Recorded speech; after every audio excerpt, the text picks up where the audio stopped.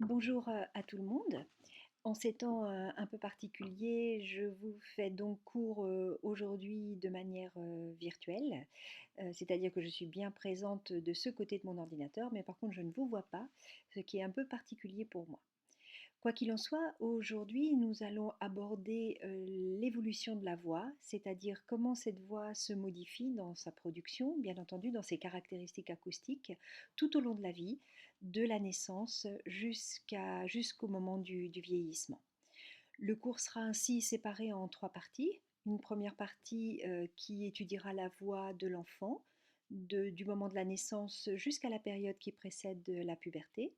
Puis nous étudierons la mue vocale et enfin dans une troisième partie, nous étudierons les caractéristiques du vieillissement vocal.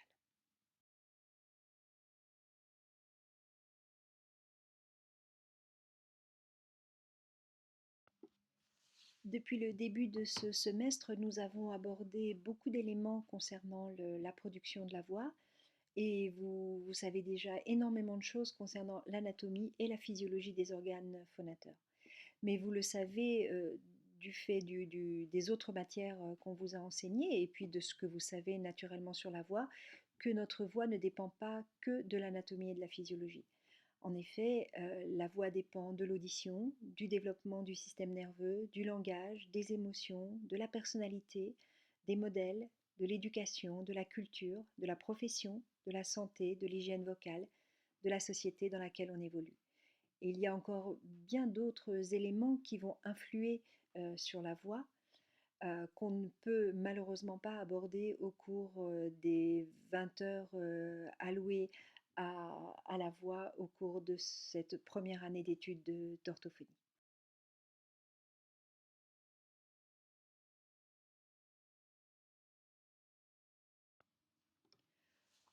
Nous allons donc réduire le champ d'études de l'évolution vocale et de ses influences surtout. Et pour cette première partie du cours, nous allons nous intéresser à ce qui participe à la genèse de la voix.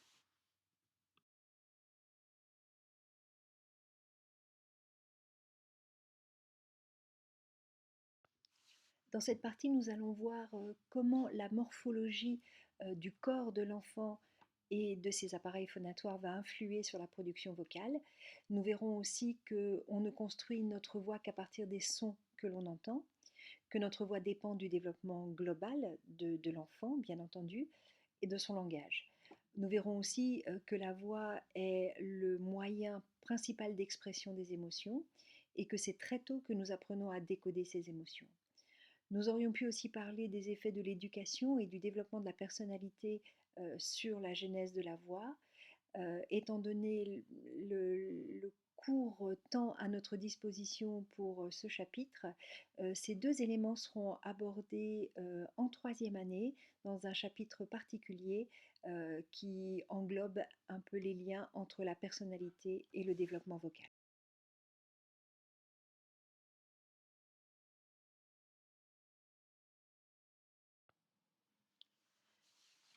Le développement de la voix, bien entendu, s'appuie sur les caractéristiques vocales de base, c'est-à-dire la morphologie des organes effecteurs de la voix, et ce, quel que soit l'âge de l'enfant.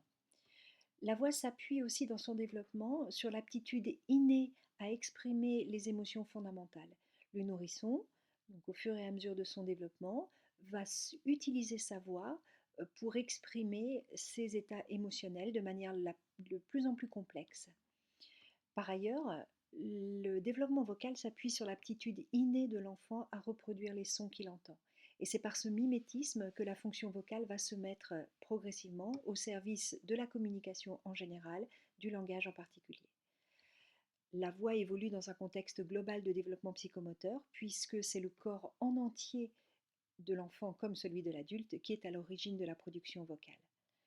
La voix et le langage ont des rapports très particuliers, très proches, puisque d'une part la voix c'est le support acoustique du langage oral, mais la voix c'est aussi du langage. Donc les liens entre les deux ne sont pas toujours faciles à appréhender et nous verrons que d'une manière générale, très rapidement la voix va se mettre au service du langage. Nous l'avions dit tout à l'heure, nous ne parlerons pas trop d'éducation ni d'évolution psychologique, ceci étant réservé à un enseignement spécifique en troisième année.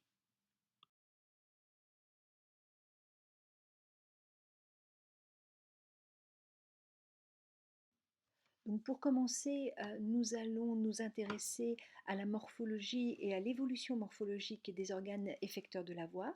Nous allons parler de l'appareil ventilatoire, du larynx et des cordes vocales, des résonateurs et du contrôle psychomoteur.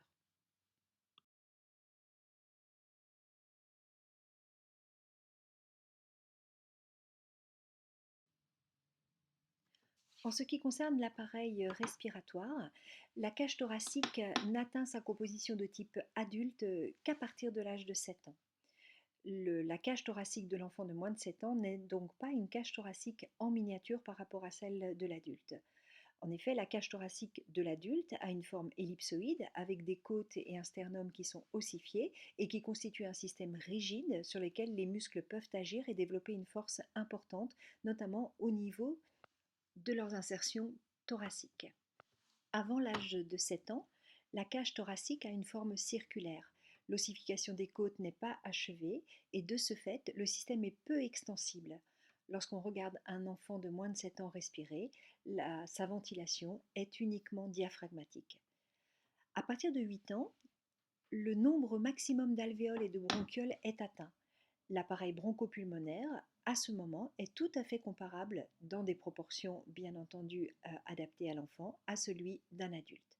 Par la suite, l'appareil respiratoire va grandir et sa croissance s'achève tardivement vers l'âge de 20 ans chez le garçon, 16 ou 18 ans chez la fille.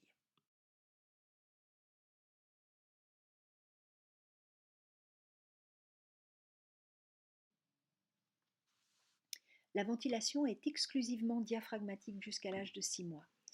Ça veut dire que lorsque l'on regarde un bébé respirer alors qu'il est allongé sur le dos, eh bien, on va voir uniquement sa paroi abdominale s'élever et s'abaisser, conséquence directe des mouvements diaphragmatiques.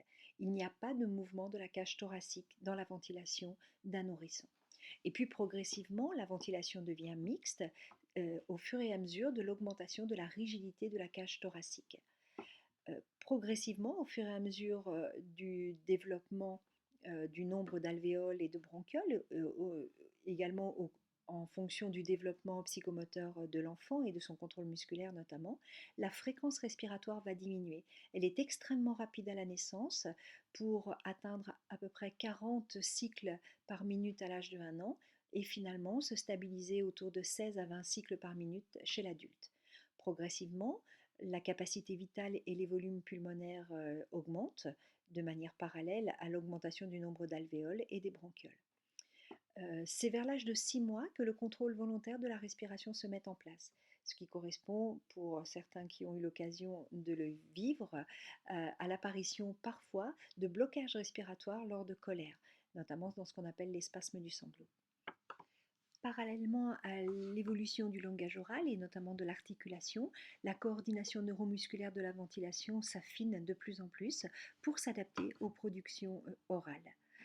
Pour la voix chantée, l'enfant va s'entraîner aussi à adapter son appareil respiratoire, notamment pour faire des raises plus longues en modulant plus finement l'intensité et la hauteur. Mais ce n'est que vers l'âge de 8 ans que l'appareil ventilatoire est compétent notamment pour le chant, parce qu'à ce moment-là, son architecture définitive est acquise.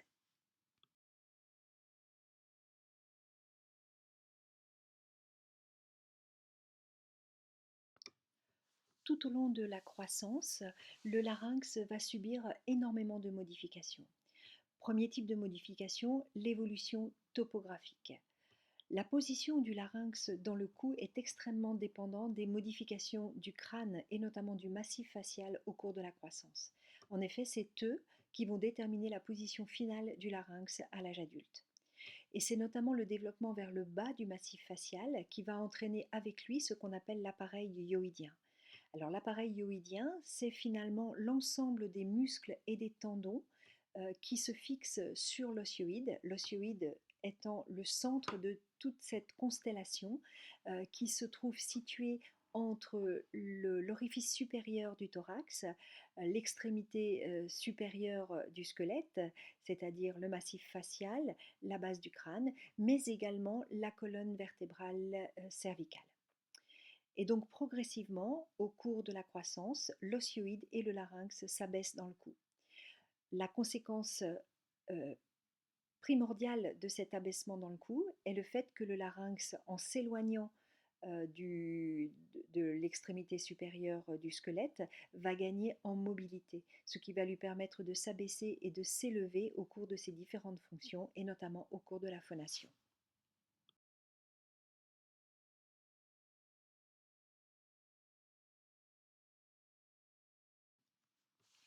Sur cette diapositive, donc je vous ai signifié l'abaissement de l'osioïde. Quand on regarde sur la gauche le squelette céphalique d'un enfant, on voit que l'osioïde correspond au niveau de la symphyse mentonnière en avant, alors qu'en arrière, il est situé dans l'espace entre la troisième et la quatrième vertèbre cervicale. Quand on regarde au niveau du squelette céphalique adulte, on voit que l'osioïde est toujours en regard de la symphyse mentonnière, mais que par contre, maintenant, il passe au niveau de la cinquième vertèbre cervicale. Donc il y a un abaissement du larynx et de l'osioïde au niveau du cou.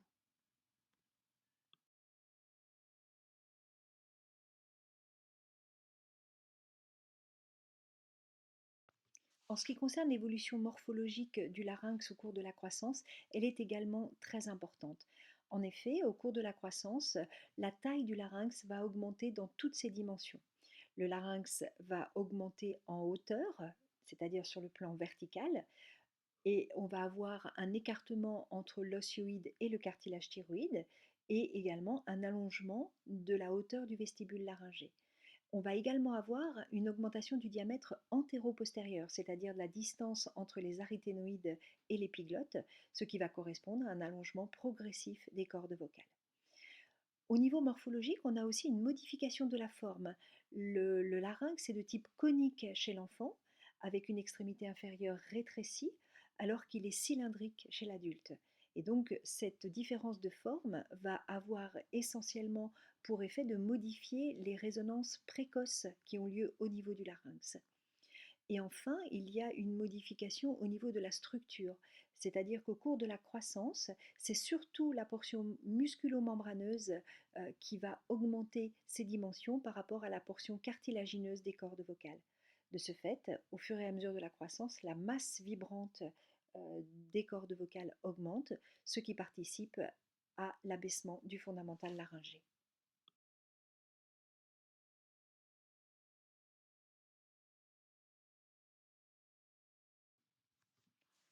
Sur cette diapositive, je vous ai représenté la forme cylindrique du larynx de type adulte et la forme conique du larynx infantile.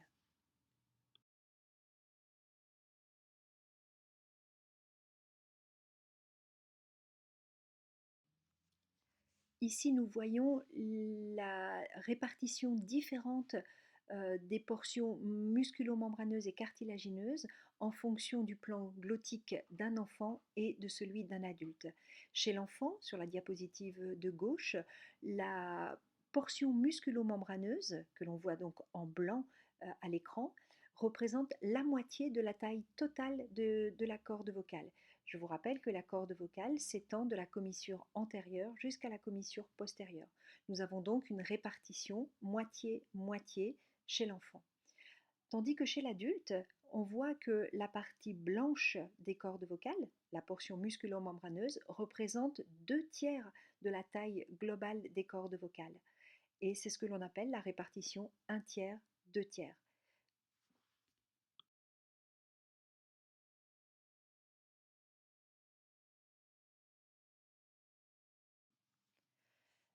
Les conséquences acoustiques des modifications morphologiques au cours de la croissance sont importantes puisqu'elles vont participer à l'évolution de la voix et notamment de la hauteur de la voix.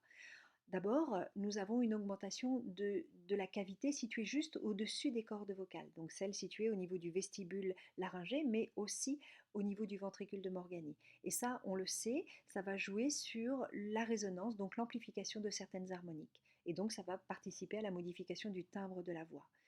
D'autre part, nous avons une augmentation de la masse vibrante des cordes vocales. Et nous le savons, plus une masse vibrante est importante, plus le fondamental s'abaisse. Cette augmentation de la portion musculo-membraneuse des cordes vocales va avoir pour effet d'augmenter l'air glottique. L'air glottique, c'est la surface d'accollement des cordes vocales au niveau de leur bord libre. Et cette augmentation de l'air glottique va permettre le développement du mécanisme lourd.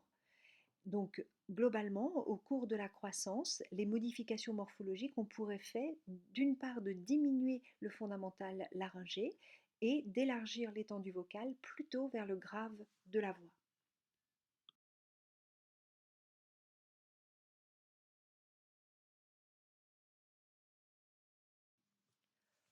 Autres modifications morphologiques classiques de l'enfance, ce sont celles qui ont lieu au niveau des cavités de résonance. Là encore, les modifications du crâne et du massif facial vont déterminer les dimensions du conduit vocal. Le conduit vocal, c'est la distance qui se trouve entre le plan des cordes vocales et celui des lèvres. Au niveau de la structure des os du crâne, on va avoir progressivement une diminution de l'angle sphénoïdal. Ceci va avoir pour effet de modifier la partie postérieure des fosses nasales. Il y a également un déplacement du palais osseux vers le bas, ce qui va également modifier le volume des fosses nasales et du rhinopharynx. Le rapprochement de la paroi pharyngée postérieure vers le rachis cervical a également pour effet d'élargir le pharynx. Enfin, l'abaissement de l'osioïde et du larynx contribue à agrandir le pharynx.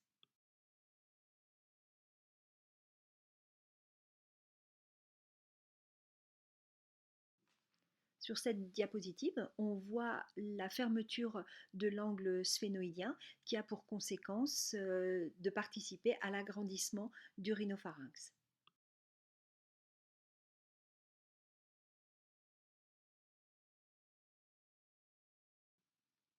Ici, on voit l'abaissement du palais osseux qui permet à son tour d'élargir les fosses nasales et le rhinopharynx.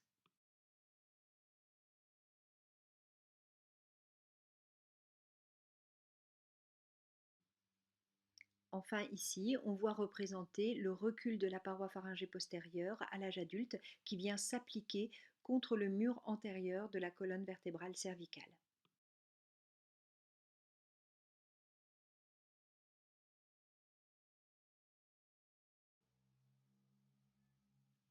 Les modifications morphologiques des cavités de résonance au cours de la croissance ont des conséquences importantes pour la production vocale. La descente progressive du larynx dans le cou est fondamentale car l'éloignement du voile du palais va permettre l'apparition d'un espace pharyngé qui va servir de résonateur. Par ailleurs, la création de cet espace pharyngé va permettre la respiration buccale. L'augmentation de la longueur du conduit vocal va permettre la possibilité de modelage différent des cavités de résonance. Ceci a une conséquence directe sur le timbre de la voix qui va s'enrichir progressivement en harmoniques graves. Enfin, la libération d'espace en arrière dans la cavité buccale permet la postériorisation de la langue et qui va s'accompagner d'une précision des points d'articulation des voyelles et des consonnes.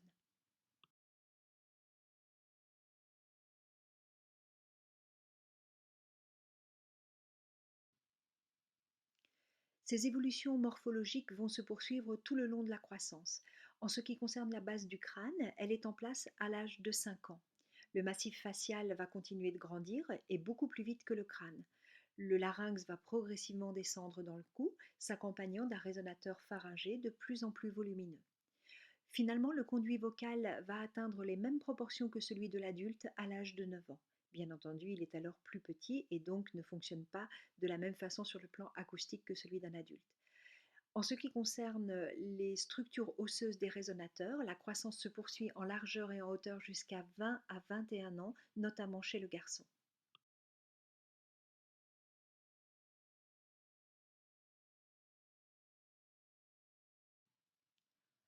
En plus des modifications morphologiques, il faut savoir que les cavités de résonance sont le siège chez l'enfant de difficultés pathologiques ou évolutives particulières. Tout d'abord, le développement dentaire influence parfois négativement la position de la langue et va gêner l'ouverture buccale. Par ailleurs, au niveau des résonateurs se trouvent les organes lymphoïdes, les amygdales, les végétations, qui vont être le siège d'infections à répétition jusqu'à l'âge de 6 ou 7 ans. Leur taille va se modifier en permanence, obligeant l'enfant à s'adapter, ce qui est parfois difficile pour lui, voire préjudiciable. Et il y a un certain nombre de dysphonies de l'enfant qui sont liées à ces infections ORL à répétition, notamment par le biais du volume qu'occupent les amygdales et les végétations, parfois en plus associé à une altération de l'audition. Normalement, à partir de 7 ou 8 ans, ces problèmes sont résolus pour la grande majorité des enfants.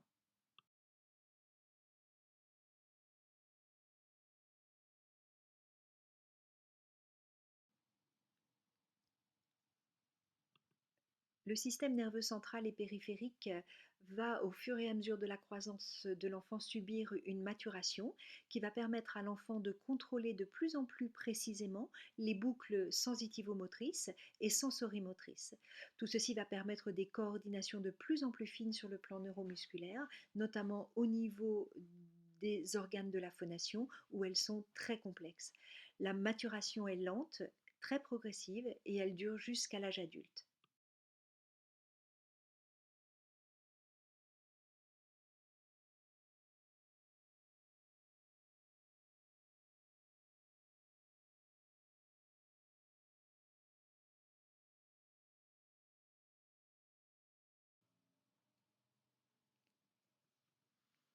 Le développement psychomoteur influence grandement le développement de la voix.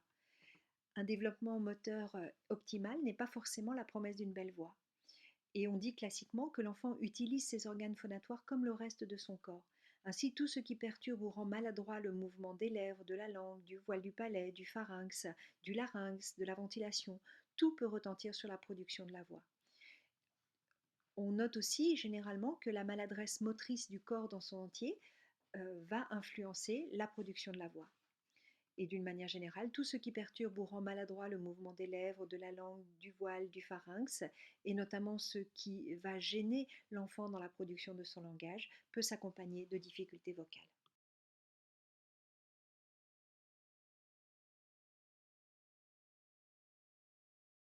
Nous allons maintenant nous intéresser plus spécifiquement à l'évolution vocale, c'est-à-dire au rendu acoustique de la voix de la naissance à l'adolescence.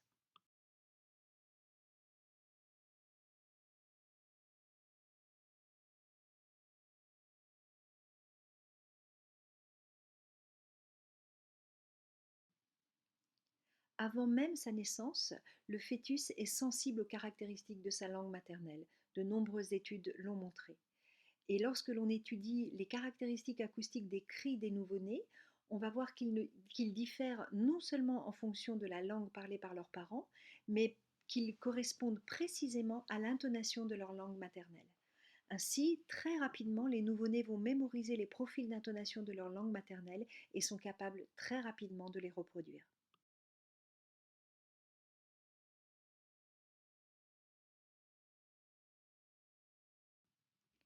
L'élément caractéristique du développement de la voix par le nourrisson est le mimétisme. En effet, dès ses premiers mois de vie, que ce soit pour la voix ou le reste de son développement, le nourrisson se développe par imitation de son entourage. En ce qui concerne sa voix, l'utilisation se fait en interaction avec l'imitation de l'autre, mais également et de manière plus précoce dans un jeu solitaire. L'enfant va jouer avec sa voix en produisant des sons qu'il va mémoriser et qu'il essaie, par tâtonnements successifs, de reproduire. Il se stimule par les sons qu'il produit et il prend du plaisir à les répéter. Ces exercices contribuent à établir une boucle audiophonatoire de plus en plus précise. Ainsi, avant même d'imiter les autres, l'enfant développe un terrain qui est préparé par l'imitation de soi-même.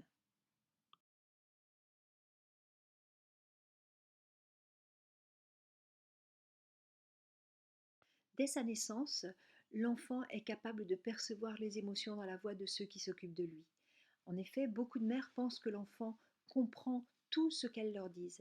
En fait, l'enfant perçoit dans la voix de sa mère les intonations liées à son état émotionnel du moment, de même qu'il perçoit sa tension musculaire et son niveau de stress.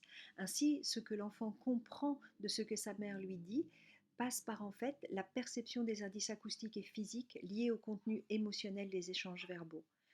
Parallèlement, la mère fait cette même analyse, c'est-à-dire qu'elle écoute les productions de son enfant pour comprendre ses besoins. Et très vite, elle sait, selon les caractéristiques de ses productions vocales, analyser les pleurs, les cris, les vagissements pour savoir ce que veut son enfant.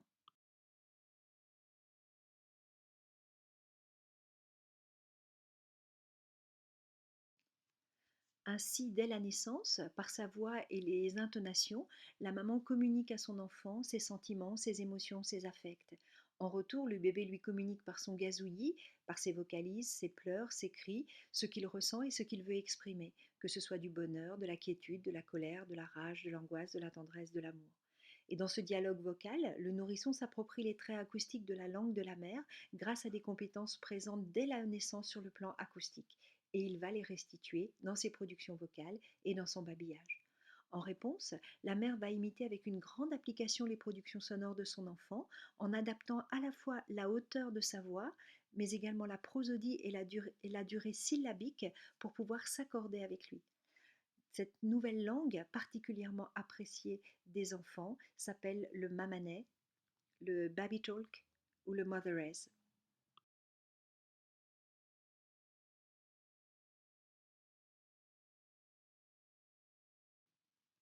Mais très vite, la voix va se mettre à la disposition du langage. En effet, dès que l'enfant va entrer dans la langue, c'est-à-dire dès le babillage, son langage va se normaliser dans le sens où il va obéir à des normes, il va se structurer, il va se codifier. L'enfant va s'intégrer à un système culturel dans lequel la voix se développe dans des directions limitées. Selon les critères esthétiques, les habitudes, le rythme des langues, selon les traditions orales, euh, chaque culture va canaliser l'utilisation que l'enfant fera de ses potentialités vocales. Cependant, très longtemps pendant l'enfance, la voix va continuer à être un chemin de communication très directement lié à l'affect et aux états émotionnels, et on dit classiquement que la voix est le haut-parleur de la personnalité de l'enfant, mais aussi, bien entendu, de l'adulte.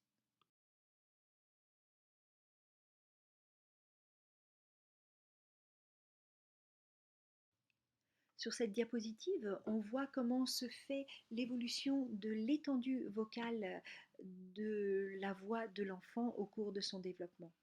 Je vous rappelle que l'étendue vocale, c'est l'ensemble des sons que l'on peut émettre sans tenir compte de la qualité du timbre. On voit qu'au moment de la naissance, l'étendue vocale du nouveau-né est très limitée puisqu'elle se situe à l'équivalent de 3 notes et puis progressivement elle va s'élargir tant en allant vers l'aigu qu'en allant vers le grave. Pour l'enfant de 7 ans, la zone plus claire que vous voyez apparaître est la zone de la tessiture. La tessiture fait référence à la voix chantée et ce sont l'ensemble des notes pour lesquelles le timbre est homogène.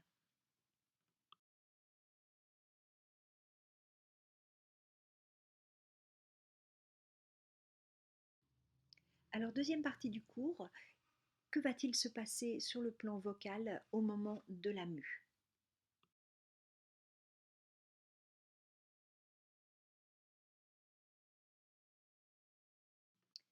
La mue est un phénomène tout à fait biologique et physiologique dans le monde animal et qui va commencer par la modification des sécrétions hormonales. Au moment de l'entrée dans la puberté, les glandes sexuelles des femelles comme des mâles vont sécréter des hormones qui vont circuler dans le sang et venir se fixer sur les récepteurs d'organes dits sexuels et qui vont alors à ce moment-là se modifier.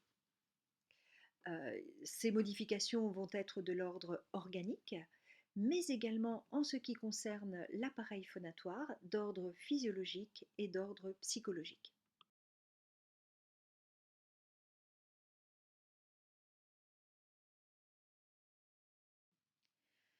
Tout d'abord, les modifications hormonales. Elles surviennent vers l'âge de 11 ans chez la fille, vers l'âge de 13 ans chez le garçon. Et comme on l'a vu, elles sont caractérisées par la sécrétion d'hormones sexuelles qui sont elles-mêmes responsables de l'apparition des caractères sexuels secondaires. Parmi ces caractères sexuels secondaires, il y a l'apparition de la pilosité, mais également la poussée de croissance et bien entendu la modification de la voix. À cause de ces modifications hormonales, le corps de l'enfant devient un corps d'adulte.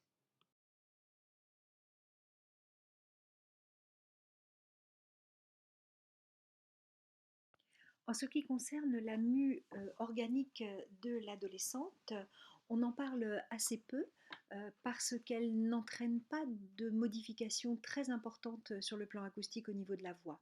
Généralement, cette mue vocale a lieu au moment de l'arrivée des premières règles, donc actuellement vers l'âge de 11 ans.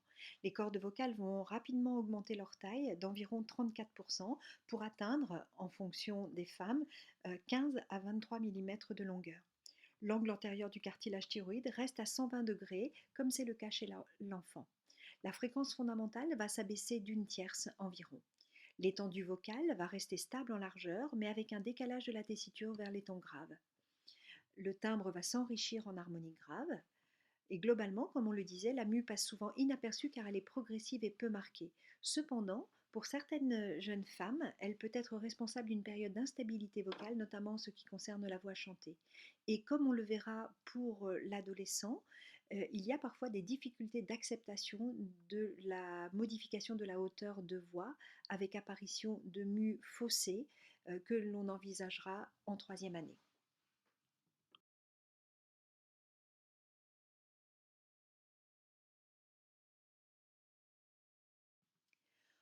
Chez l'adolescent, la mue organique a des conséquences beaucoup plus importantes et beaucoup plus bruyantes que celles de l'adolescente. La mue va démarrer généralement plus tard que chez la fille, vers l'âge de 13 ans. Les cordes vocales vont augmenter leur taille de 64% et elles vont atteindre en moyenne 18 à 25 mm. Sous la poussée de la croissance des cordes vocales, l'angle antérieur du cartilage thyroïde va se fermer pour atteindre 90 degrés, ce qui va donner le relief de la pomme d'Adam sous la peau des garçons. Parallèlement à l'allongement des cordes vocales, la fréquence fondamentale va s'abaisser d'une octave. La largeur de l'étendue vocale ne va pas changer, mais elle va s'abaisser dans le grave de la voix. Au cours de la mue, le timbre est souvent très instable, avec l'imitation le plus souvent de la voix chantée. Les modifications organiques vont entraîner d'importantes modifications physiologiques au niveau laryngé.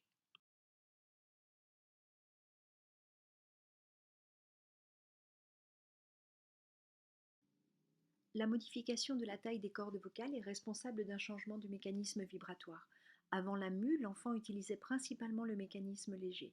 Avec la mue, la taille des cordes vocales ne permet plus l'utilisation facile de ce mécanisme et l'adolescent doit produire sa voix en mécanisme lourd pour obtenir un meilleur confort musculaire.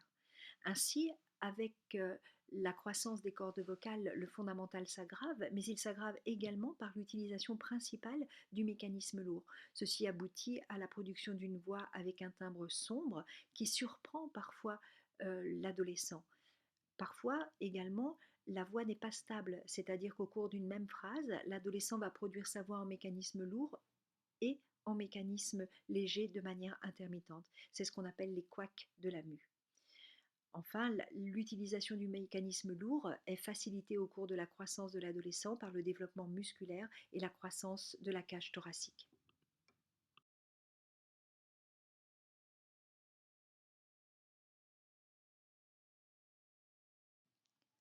Les modifications organiques et physiologiques aboutissent à d'importantes modifications acoustiques de la voix de l'adolescent. La modification du timbre, les sensations vibratoires intenses, mais également l'instabilité de la fréquence rendent parfois difficile l'adaptation à cette nouvelle voix, d'autant plus si les couacs sont l'objet de moqueries. Par ailleurs, euh, il faut à l'adolescence accepter cette nouvelle voix qui est très clairement une voix d'homme. Et donc, à partir de la puberté, la différenciation sexuelle s'affirme par la voix.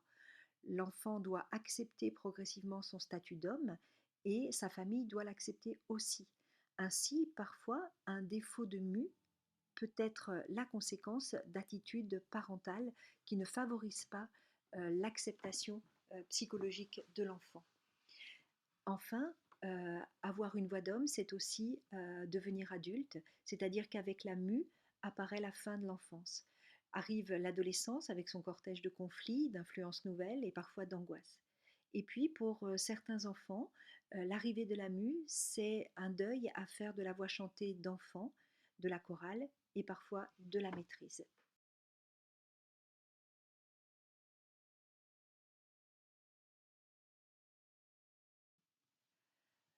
Les modifications de la voix au moment de la puberté, que l'on résume sous le vocable mu, consistent en fait en différentes étapes associant les modifications hormonales, puis les modifications organiques, les adaptations physiologiques et les acceptations psychologiques. Tous ces éléments sont liés les uns aux autres et heureusement dans la plupart des cas, tout se passe bien avec, sur une durée de 6 mois, des modifications vocales qui vont se stabiliser. Lorsque ces difficultés persistent et que la voix n'est pas stabilisée dans le mécanisme lourd à l'âge de 18 ans, on va alors parler de mue faussée.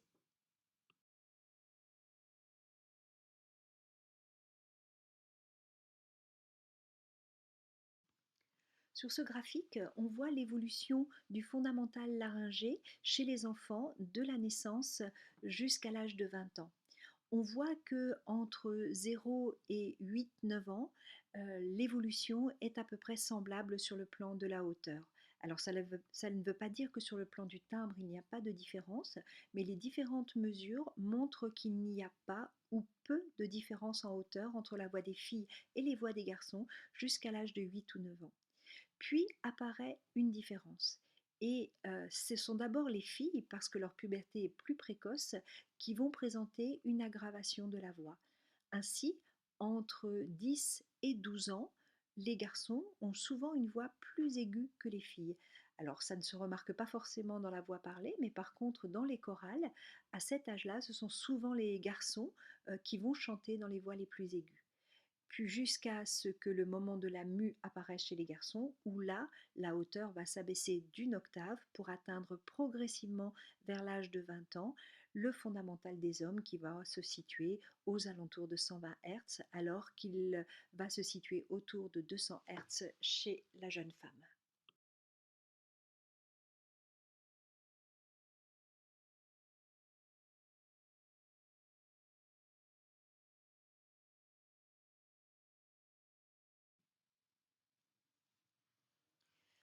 Nous allons maintenant nous intéresser au vieillissement vocal et avant d'aborder le vieillissement vocal, il faut savoir que énormément de facteurs vont contribuer à modifier les caractéristiques de la voix chez l'adulte. En effet, il peut y avoir des atteintes de l'appareil phonatoire au sens large, c'est-à-dire tout ce qui peut entraver le fonctionnement d'un des organes phonatoires et qui va ainsi retentir sur la production vocale. Il peut s'agir de pathologies dites générales comme des troubles métaboliques, des troubles hormonaux, des troubles neurologiques, musculaires, ostéocartilagineux. Il peut s'agir de difficultés psychologiques, de troubles psychiatriques. Il peut s'agir aussi des effets du travail sur la voix, du loisir sur la voix, mais également des habitudes de vie. Nous parlons aussi beaucoup des habitudes hygiéno-diététiques, ce que l'on appelle l'hygiène de vie, avec notamment en premier lieu l'utilisation de l'alcool, du tabac et d'autres substances toxiques. Et puis enfin, il y a les traitements que l'on prend pour des problèmes de santé et qui peuvent par eux-mêmes modifier le fonctionnement de l'appareil phonatoire.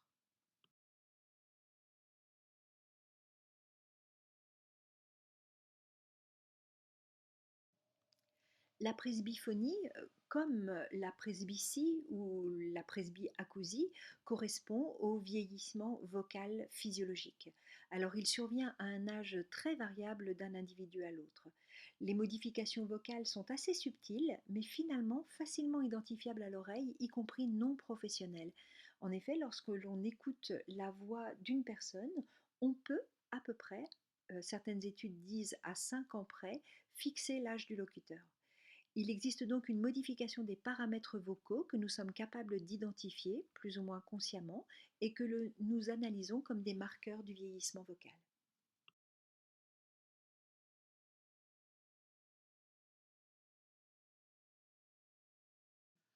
Alors, au niveau microscopique, le presbylarynx va montrer des modifications que l'on peut retrouver à l'examen. Il s'agit d'une atrophie musculaire. Il peut s'agir également d'une atrophie de la lamina propria, une diminution du nombre des fibres myélinisées dans les nerfs laryngés, une diminution du tissu élastique laryngé, une ossification des cartilages, une atrophie de la muqueuse, des bandes ventriculaires en particulier, qui va s'associer d'une diminution de la sécrétion du mucus.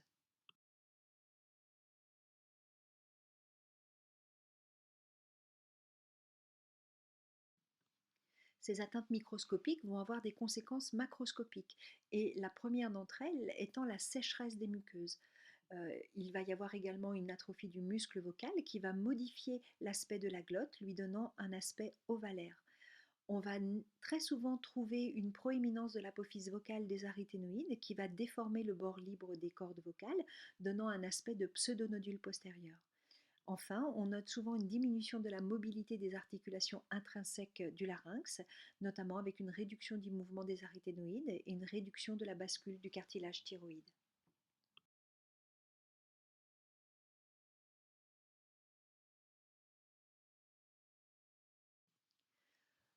Toutes ces modifications organiques vont avoir des conséquences physiologiques. La première, c'est la diminution des propriétés viscoélastiques des cordes vocales qui vont avoir une répercussion sur le déroulement du cycle vibratoire et notamment au niveau de la fermeture du cycle. Ceci va se traduire souvent par une instabilité de la hauteur tonale. L'atrophie du muscle vocal et la diminution de la mobilité de l'articulation crico-aryténoïdienne va entraîner un défaut d'accollement des cordes vocales avec un timbre soufflé et une perte de puissance. La baisse de la quantité de mucus sécrété par les glandes des bandes ventriculaires va diminuer la viscosité de la muqueuse et qui va avoir pour conséquence de diminuer la durée de la phase de fermeture. On aura alors plus d'éraillement par désynchronisation vibratoire.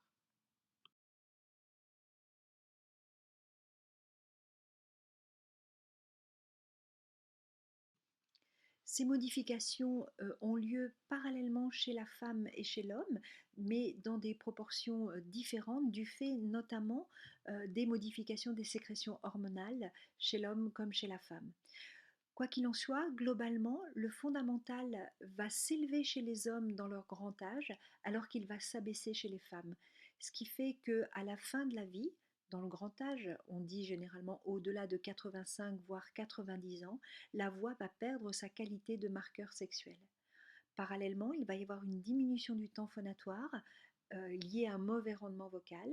La projection vocale va être plus difficile, l'étendue vocale va se rétrécir. Et tout ceci va s'accompagner d'une altération progressive des capacités de communication.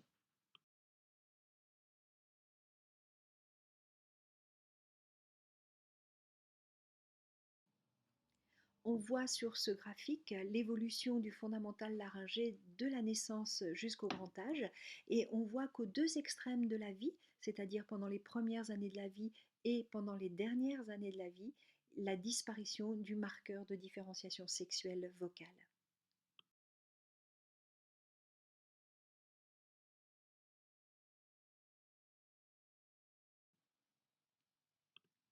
En plus des modifications microscopiques et macroscopiques ayant lieu au niveau du larynx, la presbyphonie va être aggravée par la diminution des capacités respiratoires, par la presbyacousie, par la diminution de la salivation, par la perte des dents, par les douleurs articulaires, par les déficits hormonaux, par éventuellement la dépression, par la prise de médicaments et surtout par l'isolement.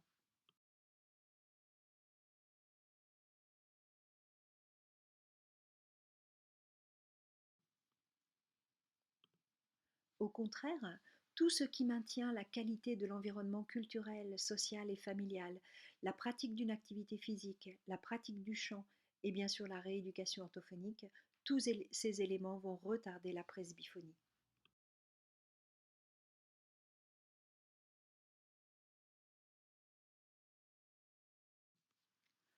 Ainsi, on peut conclure ce chapitre sur la presbyphonie que la voix ne s'use que quand on arrête de s'en servir.